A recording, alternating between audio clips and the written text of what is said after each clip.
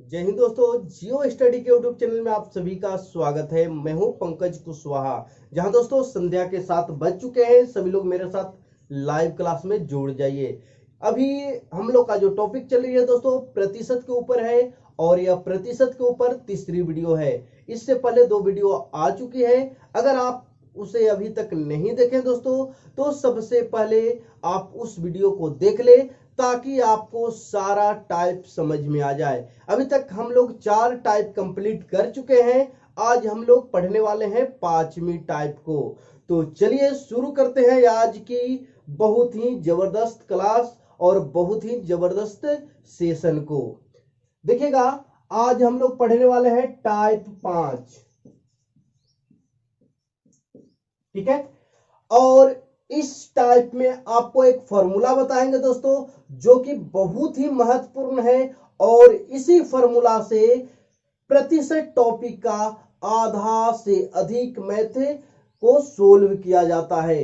तो आप इस फॉर्मूला को ध्यान से समझेंगे, और कहीं भी अगर दिक्कत हो दोस्तों तो जरूर कमेंट करेंगे। देखिएगा, एक फॉर्मूला आपको लिख रहे हैं, वही प्रतिशत, ध्यान दीजिएगा, वही प्रतिशत इक्वल टू क्या होता है, वही गुना 100 बटा मूल राशि।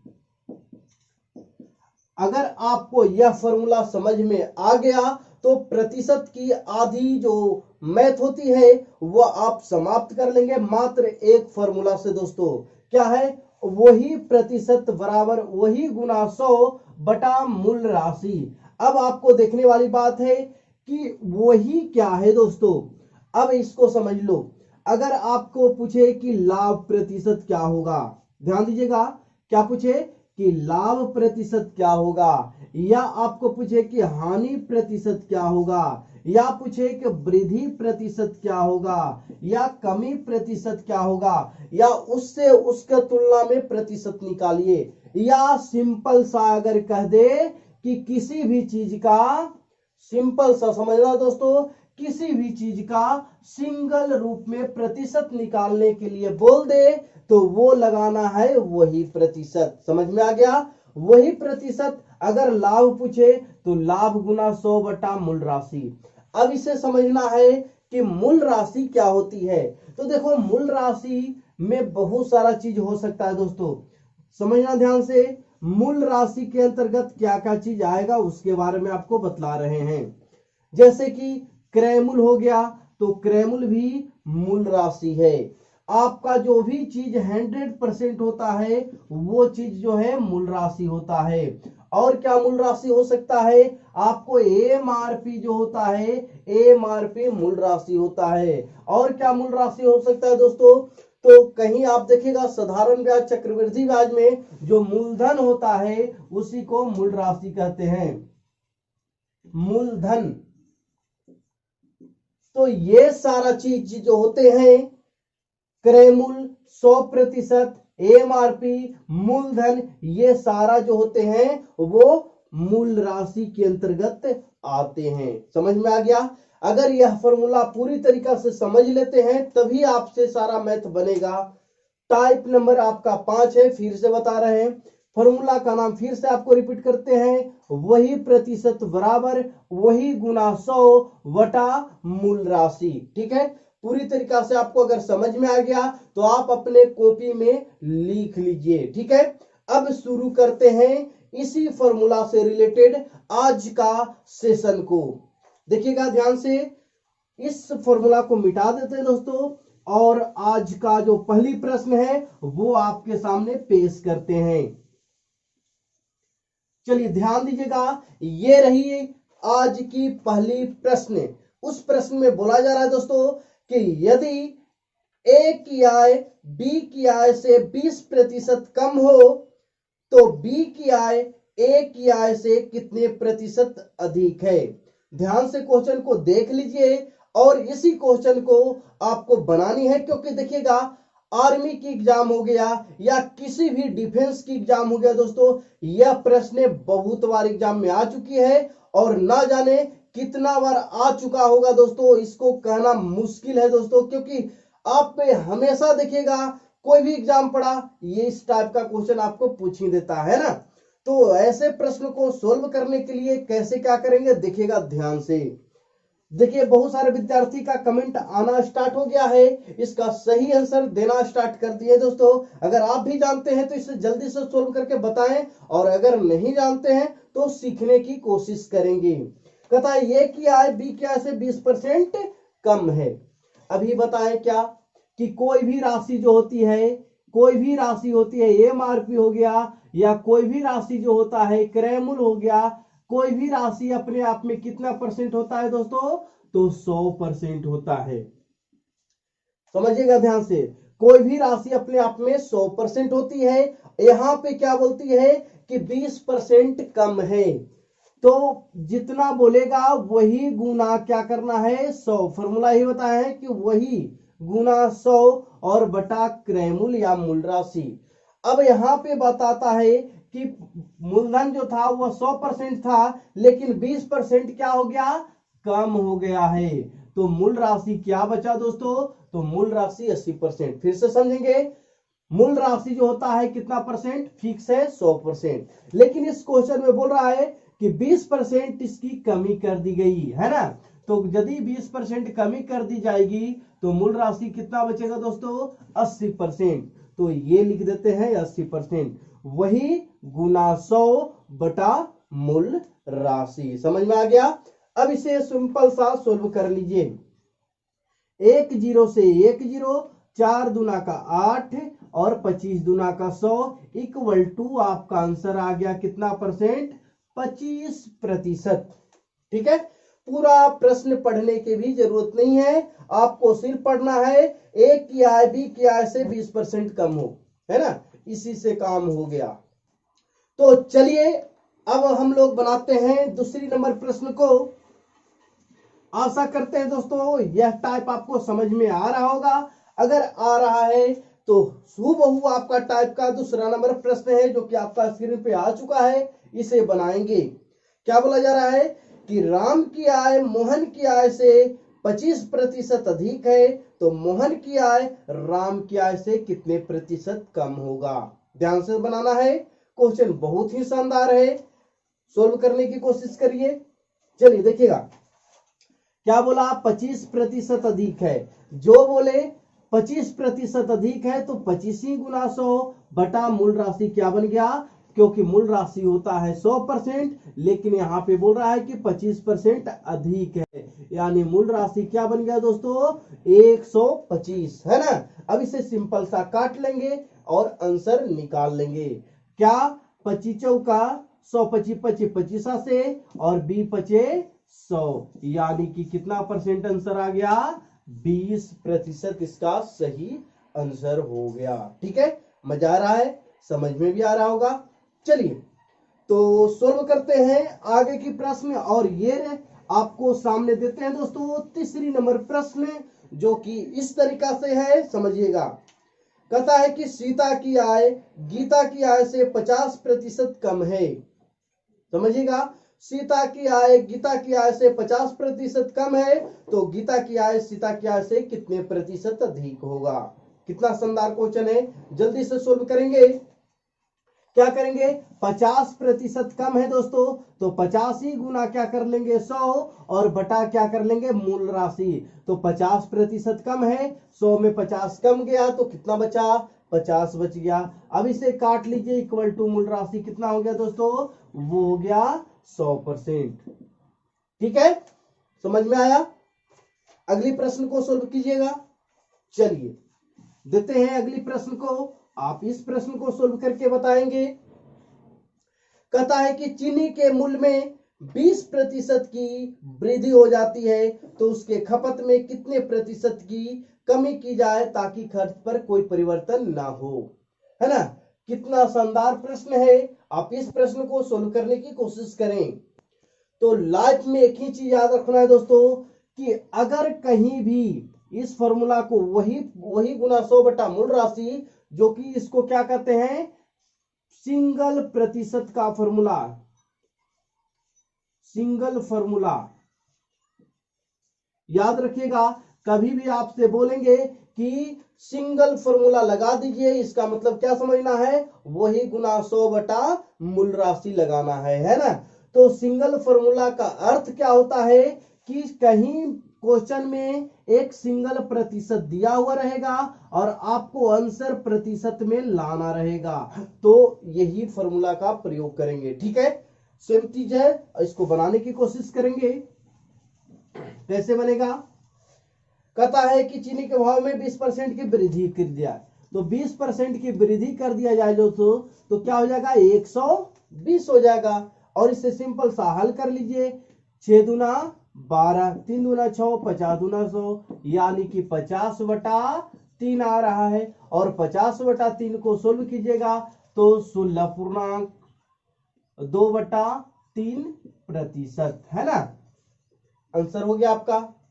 समझ में आ रहा है, मजा आ रहा है? अगर आपको मजा आ रहा है दोस्तों तो वीडियो को लाइक कर दे। अगर अभी तक आपने वीडियो को लाइक नहीं किया है तो एक बार लाइक भी कर दे, और यदि पहली बार चैनल पे आए हैं तो चैनल को सब्सक्राइब कर ले, क्योंकि आपके लिए इंडियन आर्मी से रिलेटेड बहुत सारा वीडियो लाते हैं। और आपको यह टारगेट बैच चल रहा है, इसमें आपको मैथ, रीजनिंग, जीके, जीएस यानी कि ऑल सब्जेक्ट पढ़ाएंगे दोस्तों। बहुत जल्दी ही आपको जीके की क्लास स्टार्ट होने वाली है, तो आप हमारे साथ बने रहें। और देखते हैं अगली क्वेश्चंस को। तेल के मूल्य में 10% की कमी की जाए तो इसकी खपत में कितने प्रतिशत की वृद्धि की जाए जिससे खर्च अपरिवर्तित रहे। क्या देख रहे हैं कि 10% की कमी की जाए, यानी कि 1% दिया हुआ है और आंसर भी प्रतिशत में लाने के लिए बोल रहा है दोस्तों, है ना। तो सिंगल फॉर्मूला का प्रयोग करेंगे। सिंगल फॉर्मूला क्या होता है, वही गुना 100 बटा मूल राशि। क्या हो रहा है, 10% की कमी हो रहा है, इसका मतलब 10 ही गुना 100 और बटा क्या बच गया, 90। मूल राशि 90 हो गया, इसे काट लीजिए, क्या हो गया, 100/9। अगर इसको पूर्णांक में करते हैं दोस्तों, 11/99, यानी कि 11.1/9% इसका सही उत्तर होगा। ठीक है, ये सारी प्रश्न है दोस्तों, बहुत ही महत्वपूर्ण है, इसलिए आपको बार बार रिवीजन करवा रहे हैं, है ना। तो चलिए आगे बढ़ते हैं अगली प्रश्न के ऊपर। सारे प्रश्न को यदि आप सच में इंडियन आर्मी की तैयारी करते हैं और 2021 में आप भी चाहते हैं कि हम भर्ती में ज्वाइन करें, भारत सरकार की मोहर लग जाए दोस्तों, आप भी बिल्कुल निश्चित किए हुए हैं, बिल्कुल निश्चय किए हुए हैं कि हमको फौज में ही जाना है, तो आप सारे प्रश्नों को लिखते चलेंगे। अपनी कॉपी में नोट कॉपी बनाइए और सारे प्रश्न को लिखिए और सारे प्रश्न को रिवीजन करिए। इससे बाहर एक भी प्रश्न नहीं आएगा दोस्तों, ये हमारी वादा है। ठीक है, अगली प्रश्न को देखेंगे। कहता है क्या कि यदि किसी संख्या का 20% 120 हो तो उस संख्या का 120% ज्ञात करें। ठीक है, समझ लिए क्वेश्चन। कहता है कि 20% 120 हो। अब ये आ गई अगली टाइप, यानी कि टाइप नंबर 5 तो हो गया कंप्लीट, 6 है ना। तो इस टाइप को समझेंगे, ध्यान दीजिएगा, जो समझाना चाहते हैं है यही चीज, वही गुना 100 बटा मूल राशि ही है, लेकिन इसमें थोड़ा सा आपको दिमाग लगानी है, यह कॉन्सेप्ट को समझना है। जो भी प्रतिशत वैल्यू दिया, जो भी वैल्यू दिया हुआ रहेगा, जैसे कि कहता है 120, तो 120 है दोस्तों, वो कितने प्रतिशत की वैल्यू है, 20% का। और आपको जो निकालना है वो 120% का वैल्यू निकालना है ना। फिर से समझेंगे, 120 क्वेश्चन में जो दिया हुआ है वो क्या दिया हुआ है, 20% का वैल्यू दिया हुआ है, और आपको जो निकालना है दोस्तों वो क्या निकालना है, 120% का मान निकालना है। अब आपको जो बता रहे हैं ध्यान से समझेंगे और उसे अपने नोट कॉपी में लिखना भी है।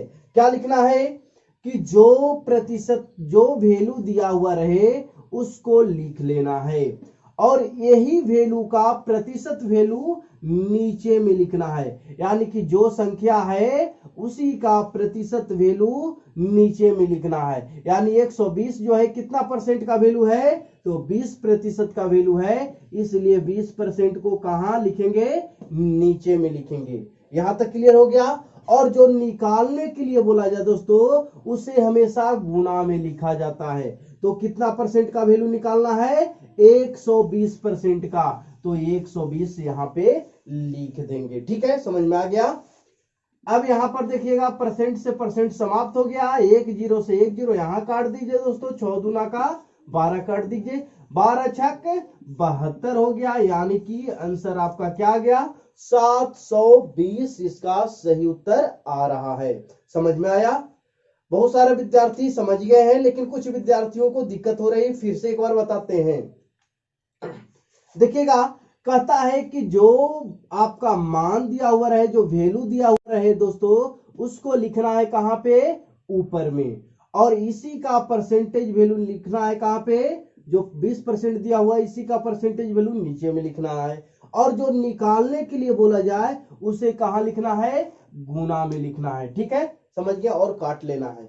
एक क्वेश्चन देते हैं, आपको समझ में आएगा। ठीक है, ध्यान दीजिएगा। कहता है दोस्तों कि किसी संख्या के 75% 300 हो तो वह संख्या निकालिए, है ना। 75% का वैल्यू कितना दिया हुआ है, 300। यानी कि जो 75% है ये कितना वैल्यू के बराबर है, 300 के बराबर है, यही दिया हुआ है। और संख्या निकालना है, क्या निकालना है, संख्या को निकालना है। तो कोई भी वस्तु हो, कोई भी संख्या हो, कोई भी चीज हो, वह अपने आप में कितना परसेंट होता है, तो पहले भी बताए हैं कि कोई भी वस्तु अपने आप में 100% होता है। समझ गए, कोई भी वस्तु अपने आप में कितना परसेंट होता है, तो 100% होता है। तो संख्या निकालने के लिए बोल रहा है, यानी संख्या का वैल्यू क्या हो गया, 100%। 100% का मान आपको निकालना है, 75% का मान आपको दे रखा है। तो क्या बताए थे कि जो मान दिए हुए रहे उसी का परसेंटेज वैल्यू नीचे लिखेंगे, और जो निकालना रहे उसको कहां लिखेंगे दोस्तों, गुना में लिखेंगे। और इसे सिंपल सा काट दीजिएगा, आंसर हो जाएगा। यानी कि 25 75, 25 का 100, और 3 से इसको काटेंगे कितना मर्तबे, 100 मर्तबे, और इसे गुना कर लेंगे, क्या हो जाएगा दोस्तों, 400। तो कहता है कि वह संख्या क्या होगी, तो वह संख्या क्या होगी, 400 होगी। समझ में आ रहा है, मजा भी आ रहा होगा। चलिए बढ़ते हैं अगले वीडियो, अगले क्वेश्चन की तरफ ध्यान देंगे। ये रही आपकी आज की 8वीं नंबर प्रश्न, जिसमें बोला जा रहा है दोस्तों कि किसी संख्या का 35% 175 है, तो वह संख्या का 80% ज्ञात करना। निकाल लीजिएगा। चलिए अच्छी बात है, निकालेंगे इसे। क्या बोला गया कि 35% जो है कितना है, 175 है। यानी 175 है दोस्तों, वह कितना परसेंट का वैल्यू है, तो 35% का वैल्यू है। और आपको जो निकालना है वो कितना परसेंट का वैल्यू निकालना है, तो 80% का वैल्यू निकालना है। जो निकालना रहे वो कहां लिखाता है, गुना में लिखाता है, और जिसका मान दिया हुआ रहे वो कहां लिखाता है, बटा के रूप में लिखाता है। और इसे सिंपल सा काट लेंगे, आंसर आपका हो जाएगा।